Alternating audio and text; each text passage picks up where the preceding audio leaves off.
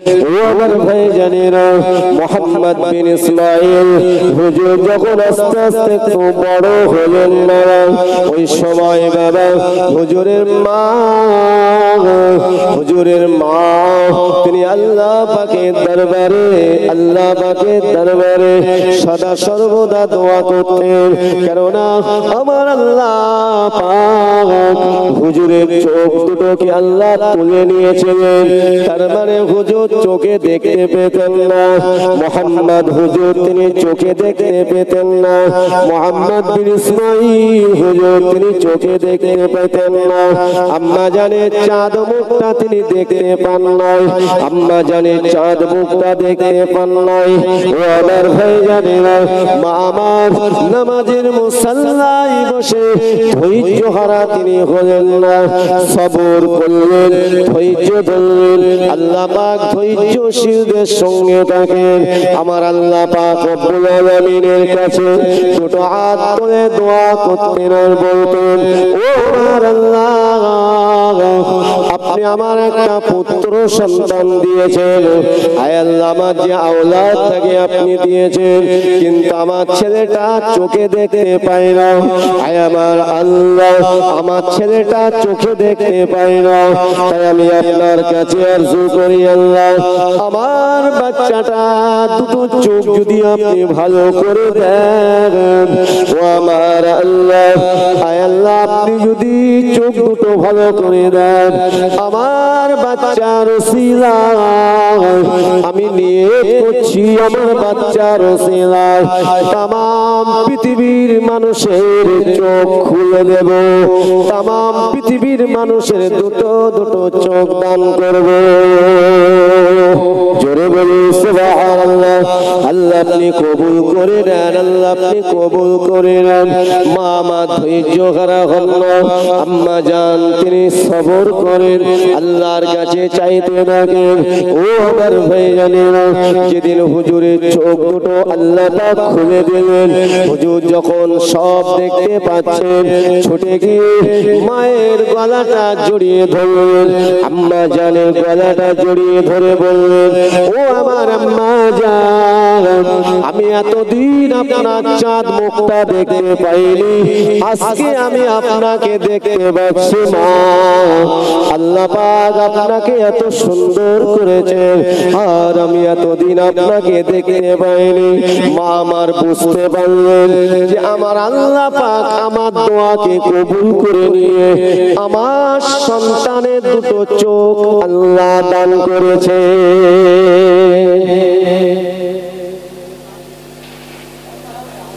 আমার আল্লাহ সবই তো পারেন। আমার আল্লাহ পাক হায়াতের মালিক, মৌতের মালিক। কত মানুষ চোখে দেখতে পায় না, ঠিক কিনা বলেন? চোখে দেখতে পায় না, কানে শুনতে পায় না, জবানে কথা বলতে পারে না। আল্লাহর কাছে শুকরিয়া আদায় করুন যে আল্লাহ আপনার আমার জবানে কথা বলার শক্তি রেখেছেন, কানে শোনার শক্তি রেখেছেন, ঠিক কিনা বলেন? কিন্তু এই সব কিছু থাকা সত্ত্বেও যদি আমি আপনি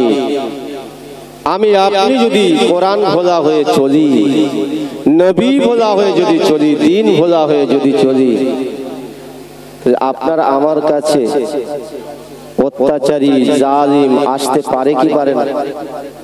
জোরে বলেন, অত্যাচারী জালিম আসতে পারে কি পারে না? আল্লাহ যদি নারাজ হয়ে যায়,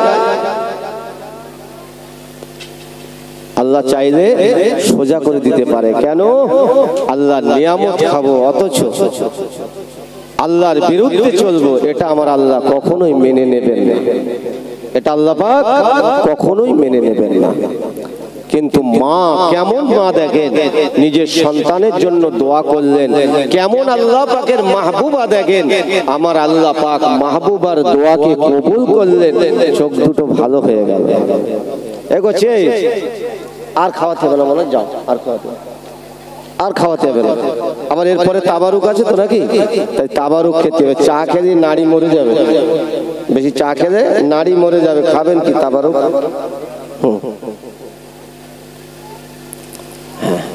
এই সামনে জায়গাটা একটু ভরাট করেন তো, একটু সরে আসেন, একটু সরে আসেন, সরে আসেন।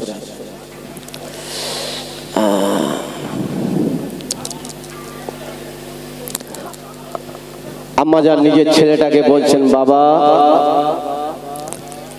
আমি তোমার মা, বাবা তোমাকে মাদ্রাসায় শিক্ষা অর্জন করতে হবে, তোমাকে আলেম হতে হবে, হাফেজ হতে হবে, তোমাকে কোরআন শিক্ষা অর্জন করতে হবে। রাসূলুল্লাহর হাদিস অনুযায়ী তোমাকে কোরআন শিক্ষা অর্জন করতে হবে। আল্লাহ নবী দয়াল নবী দুজনে বাদশা আমার নবী পাক কোরআন আমার নবী পাক হাদিস পাকে জানিয়েছেন, তালিবুল ইলমি ফরিদাতুন আলা কুল্লি মুসলিমিন ওয়া মুসলিমা।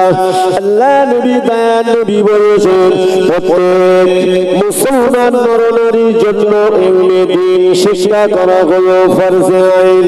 আল্লাহ নবী দয়াল নবী দুজনে বাদশা নবী জানিয়ে দিয়েছেন, খায়রুকুম মান তাআল্লামাল কুরআন ওয়া আল্লামা। পৃথিবীর জমিনে ওই ব্যক্তিটাই সবথেকে উত্তম যে নিজে কোরআন শিখে অপরের কাছে কোরআনের বাণীটা পৌঁছে দেব।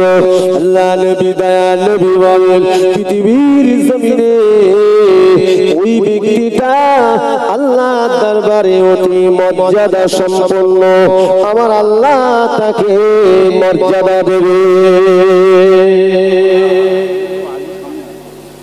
বলছি তো সামনে শুনবে, যত নড়াচড়া হতে ডিস্টার্ব হয়ে যাবে।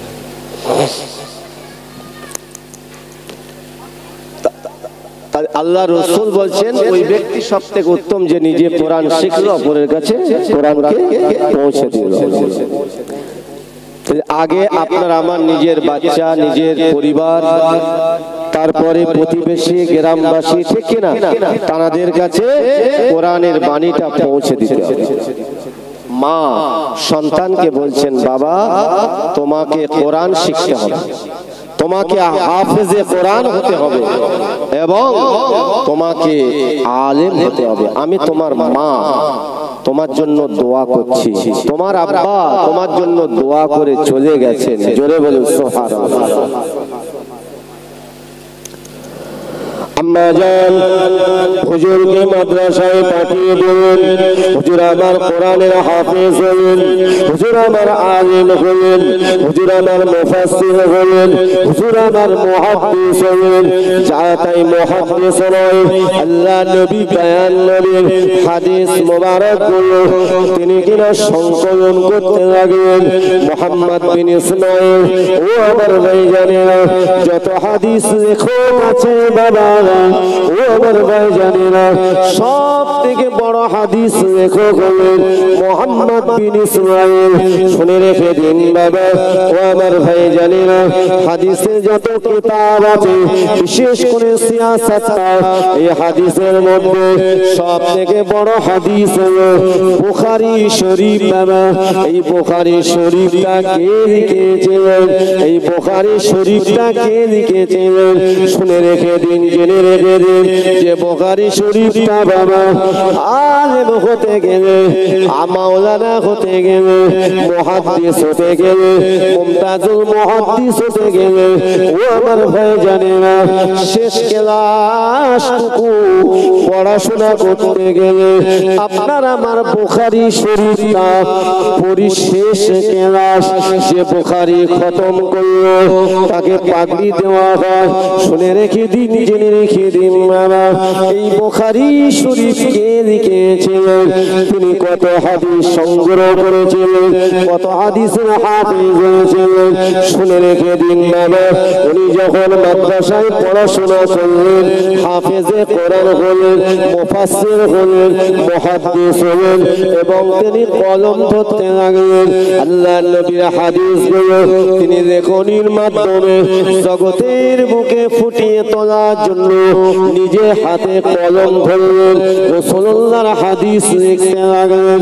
আল্লাহর ওলি মুহাম্মদ বিন ইসমাঈল হুজুর 1000 নয়, 2000 নয়, ও আমার ভাইজানেরা, কম বেশি 6 লক্ষ হাদিস তিনি হাফেজ হয়েছিলেন। জোরে বলুন সুবহানাল্লাহ। ও আমার ভাইজানেরা, মা আল্লাহর আবেদা ছিলেন, মা সন্তান সন্তানের জন্য আল্লাহর দরবারে দোয়া করেছেন, কিন্তু আমার আল্লাহ পাক দোয়া কবুল করলেন। শুধু তাই নয়, তিনি অন্ধ ছিলেন, চোখে দেখতে পেতেন না। আল্লাহ পাক দুটো চোখ আল্লাহ পাক খুলে দিলেন।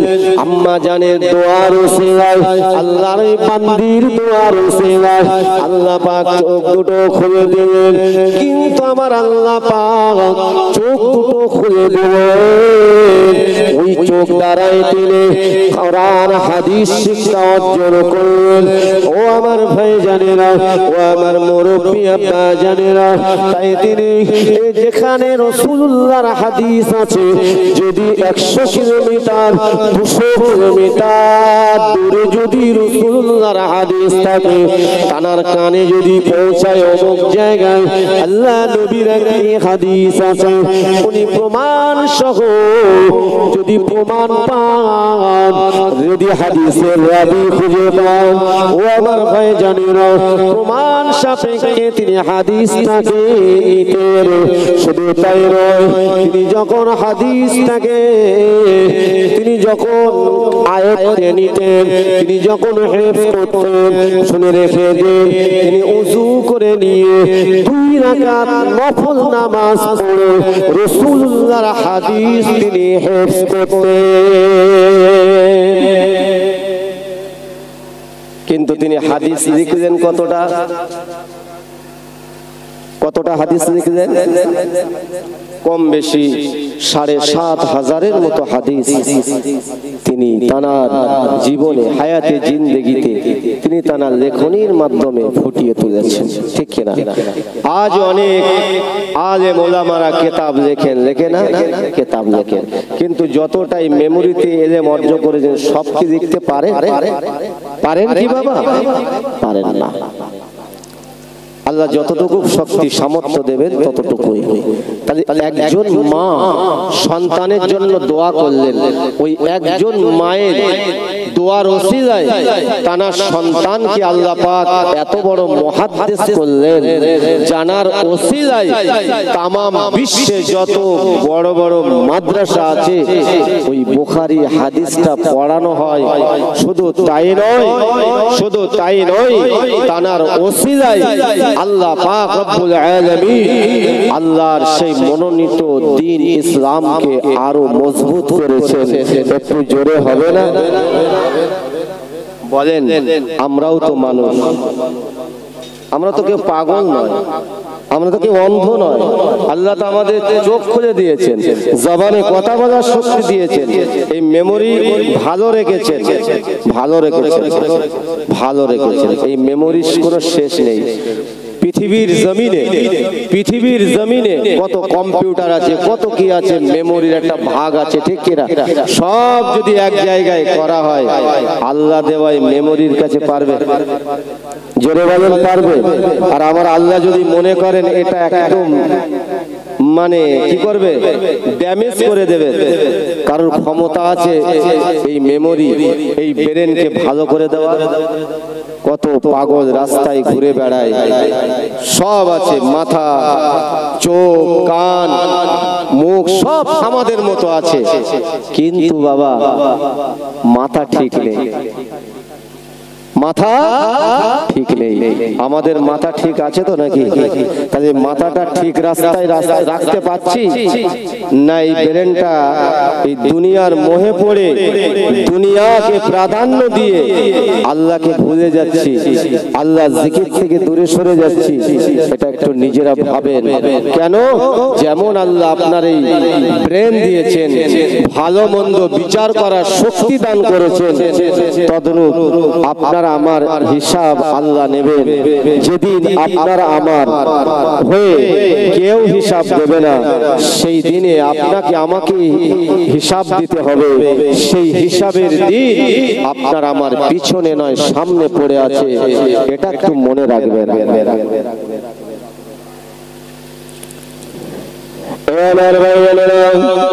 আমার মুরব্বী জানেরা, তাই আমি আপনাদের বলবো, আমার আমাদের ঘরে ঘরে আমাদের আওলাদগুলো আমাদের সন্তানগুলো যদি কোরআন শিখত, যদি কোরআন শিক্ষার মতো শিক্ষা অর্জন করত, যদি আমাদের ঘরের সন্তানগুলো নামাজ পড়ার মতো যদি নামাজ পড়ত, আমাদের ঘরে আলাওলা সন্তানগুলো আমাদের ভাইগুলো আমাদের ঘরে যুবকগুলো আমাদের ঘরে মুরব্বী আমাদের ঘরে আমাদের মা বোন বিবি বাচ্চাগুলো যদি কিনা প্রকৃত যদি কিনা ইসলামকে পরিপূর্ণভাবে মেনে চলে, শুনে রেখে দিন জেনে রেখে দিন পৃথিবীর কোনো শোষণী নাই, পৃথিবীর কোনো জালিম নাই আপনার আমাকে ক্ষতি করতে পারে। কোরআনকে কেউ মিটিয়ে দিতে পারবে না, ইসলামকে কেউ মিটিয়ে দিতে পারবে না, আল্লাহ পাকের কোরআনকে কেউ মিটিয়ে দিতে পারবে না, রাসূলুল্লাহর আদর্শকে কেউ মিটিয়ে দিতে পারবে না। ও মুসলমান ঘরের ছেলেরা যুবকেরা, যদি আমি আপনি ঠিক লাগে শুনে রাখেন, যদি আমি আপনি আল্লাহ ওয়ালা হয়ে যাই, কোরআন সুন্নাহর উপরে যদি চলে, অবশ্যই আল্লাহ পাক রব্বুল আলামিন জালিমদের হাত থেকে আল্লাহ পাক রক্ষা করবেন।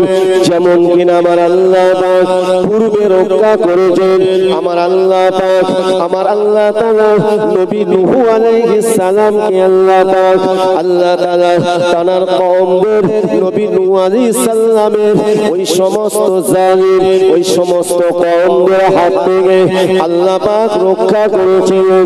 যেমন কিনা নমরুদের হাত থেকে আল্লাহ পাক তার প্রিয় নবীকে হযরত ইব্রাহিম আলাইহিস সালামকে রক্ষা করেছিলেন।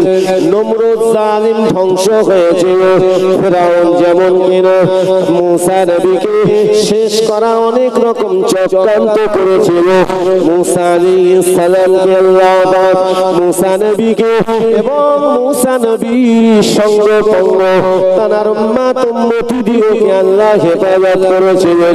আর নমরুদ শত শত বছর রাজত্বটাকে আমার আল্লাহ ধ্বংস করে দিয়েছিলেন।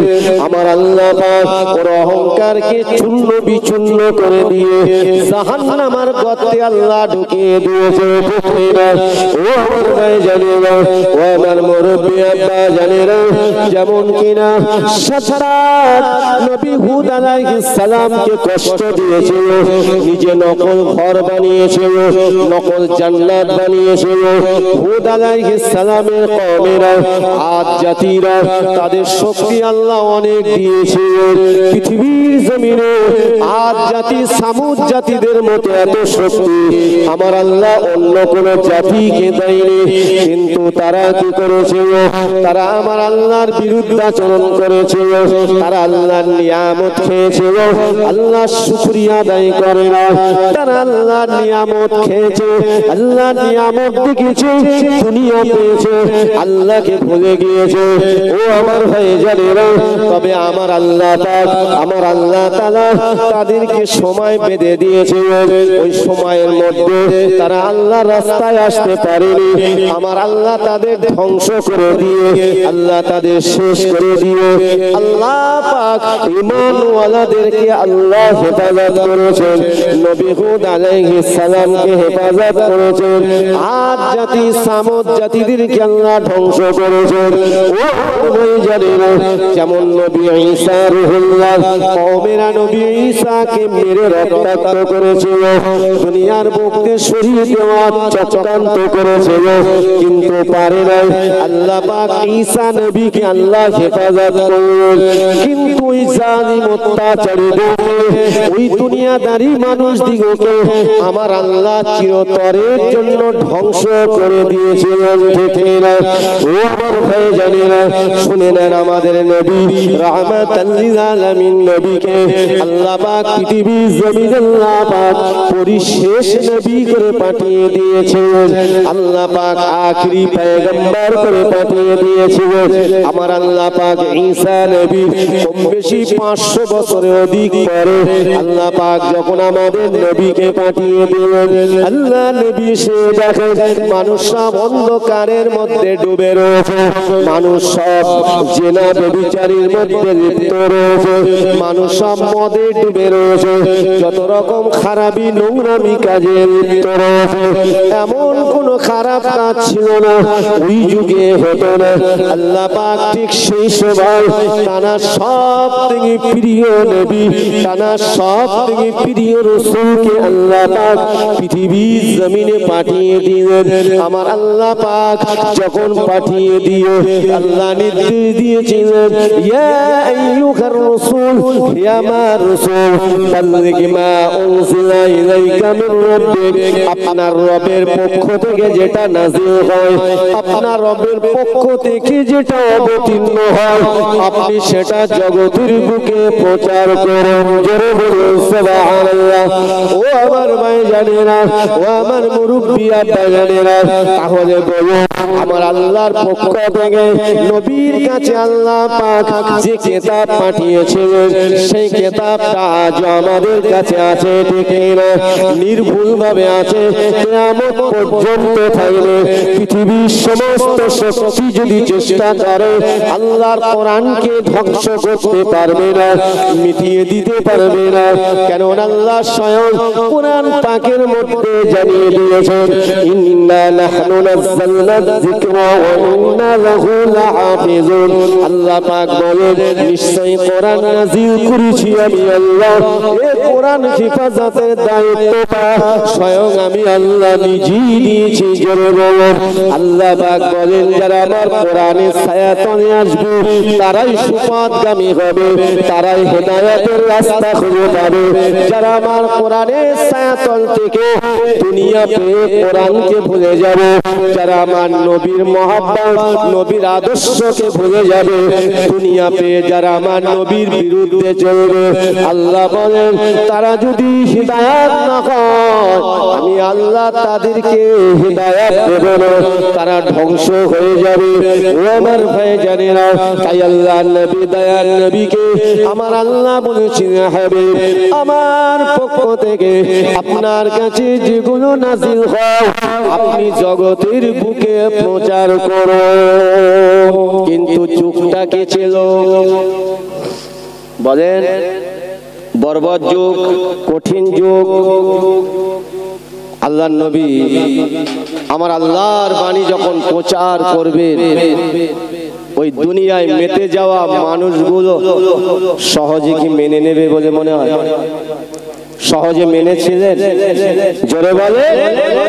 অসুবিধা হচ্ছে ছেড়ে দেবো, ছেড়ে দেবো? আলোচনা শুনবেন না ছেড়ে দেবো? একটু হ্যাঁ না, একটু আপনার বুঝতে পারছেন কি না একটু হ্যাঁ না বলতে হবে, কারণ রাসূলের কথা শুনছেন। তাহলে আমার নবী পাক সাল্লাল্লাহু আলাইহি ওয়াসাল্লামকে সহজে ছেড়েছিল, তারা কষ্ট দেয়নি, যে কষ্টের কোনো শেষ নাই। আল্লাহ রাসূল সাল্লাল্লাহু আলাইহি সাল্লাম তিনি যে সত্য বাণীটা প্রচার করবেন, তাদের কাছে তো ভালো লাগবে না। কাদের কাছে? ওই সমস্ত আবু জাহিল, আবু লাহাব, তার দলভুক্ত যারা ছিল। তথাপিও আমার নবী বন্ধ করেননি। জোরে বলো সুবহানাল্লাহ। আল্লাহ রাসূল সাল্লাল্লাহু আলাইহি ওয়াসাল্লাম তিনি প্রচার করলেন, সাড়া দিলেন। একসাথে সবাই সাড়া দিয়েছিলেন? দেয়নি। প্রথম 3 বছর আল্লাহ নির্দেশ দিয়েছে, হাবিব আপনি গোপনে দাওয়াত দেন 3 বছর। তারপরে আল্লাহ বলেছিলেন, হাবিব আপনি এবার প্রকাশ্যে আওয়াজ দিয়ে প্রকাশ্যে আপনি কালেমার দাওয়াত, একত্ববাদকে আপনি প্রচার করুন। জোরে বলুন সুবহানাল্লাহ।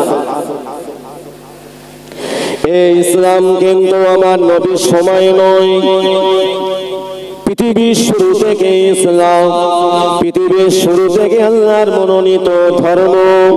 কেননা পৃথিবীর শুরুতেই তো আমাদের আদি পিতা নবী আদম থেকে না, পৃথিবীর শুরুতে বাবা আমাদের আদি মাতা মা হাওয়া আলাইহিস সালাম এই পৃথিবীর জমিনে সর্বপ্রথম ঘরটাই হলো তো আল্লাহ পাকের কাবা। পৃথিবীতে যখন নবী আদম আসেননি, পৃথিবীতে যখন মা হাওয়া আসেননি, তার আগে আল্লাহ পাক কাবাকে আল্লাহ নির্মাণ করেছিলেন। তাই তো আল্লাহ কোরআন পাকের মধ্যে সেটাও জানিয়ে দিয়েছেন, ইন্না আউওয়ালা বাইতি উদিআ লিন-নাস লাল্লাযী বিবাক্কাতা মুবারাকান ওয়া হুদাল লিল আলামিন। আল্লাহ পাক জানিয়ে দিয়েছেন, আমার আল্লাহ বলেন নিশ্চয়ই পৃথিবীর জমিনে প্রথম ঘর আমার আল্লাহ বলছেন, প্রথম আমার ঘর যেটা বানিয়েছে সেটি হলো কাবা। তাহলে পৃথিবীর প্রথম ধর্মস্থান আল্লাহ পাকের ঘর কোনটা? আল্লাহ পাকের কাবা। পৃথিবীর মধ্যস্থল হলো কাবা। নবী আদম আলাইহিস সালাম, নবী আদম আলাইহিস সালামের স্ত্রী পৃথিবীর জমিনে আসার পরে তিনি আমার আল্লাহ জিকির করেছিলেন, আল্লাহর ইবাদত করেছিলেন, তানারা আওলাদেরা আল্লাহর ইবাদত করেছিলেন। কিন্তু বাবা শুনে রেখে দেন, শয়তান ইবলিস সে তো আল্লাহর কাছ থেকে চেয়ে এনেছে কি বাবা, আপনাকে আমাকে ধোঁকা দিয়ে দুনিয়ার মধ্যে জড়িয়ে দেবে, দুনিয়ার সমস্ত খারাপি নোংরামি জায়গায় ঢুকিয়ে দেবে। তাই আদমের আওলাদের মধ্যে যারা কিনা দিন আল্লাহর রাস্তা থেকে সরে গিয়ে শয়তানের ধোঁকায় পড়ে